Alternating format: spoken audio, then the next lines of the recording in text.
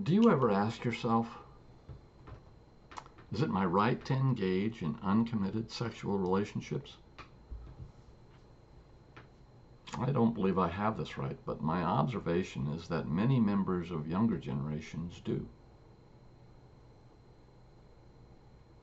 To provide a backdrop for this discussion, consider three interrelated biological factors. First, human reproduction is remarkably efficient. Our global population of 8 billion proves our species' success at conceiving. Indeed, only abstinence is 100% effective at preventing it. Second, unlike conception, gestation and delivery are uniquely dangerous. Childbirth remains a leading cause of maternal mortality worldwide, likely an evolutionary trade-off for our bipedalism and large brain capacity. Finally, the time and energy required to raise a child to self-sufficiency is exceptionally demanding, a burden magnified by the complexities of living in organized communities.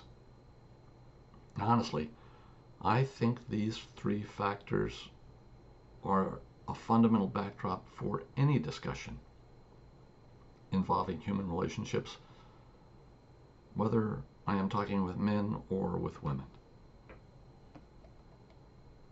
Let me add some personal context. I know families whose history, spanning nearly a century, illustrates the fallout of uncommitted or unanchored choices regarding sex. Likely you do too. The 1930s. A girl born to an unmarried woman and abandoned is raised by relatives who hide the truth of her birth for her entire childhood.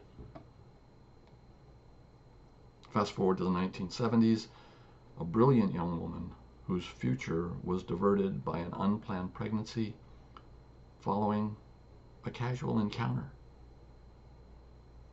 That pattern of instability and uncommitted relationships has repeated through 3 generations, 2 subsequent to her.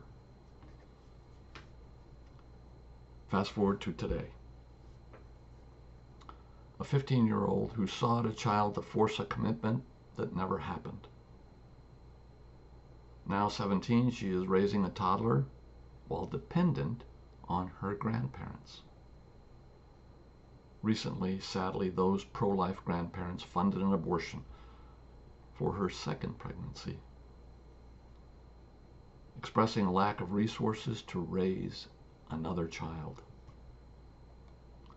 You see, because of the fundamental factors of human relationships, engaging in uncommitted sex is like playing Russian roulette with a pistol that has 3 rounds loaded.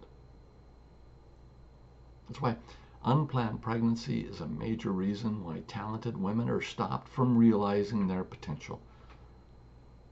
And we need everyone to realize their potential. An unplanned pregnancy is also a primary driver of the poverty cycle we see in many communities, as children in single-parent homes are far more likely to experience financial hardship. We need to take a firm and loving stand. A lifestyle of uncommitted relationships is not good for the individual, and it is not good for us, their family, and their community.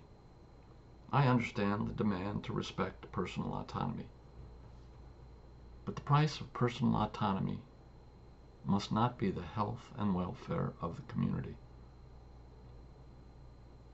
What exactly is a committed relationship deserves its own discussion. To start, I believe relative to sex, it is something more than emotional bonds or physical attraction or a shared apartment. It is more even than promises and intentions. I believe our predecessors were right to see that at the minimum, sexual relationships demand a public declaration of a binding commitment, a binding contract for mutual care freely entered into by adults. This I believe. Aloha.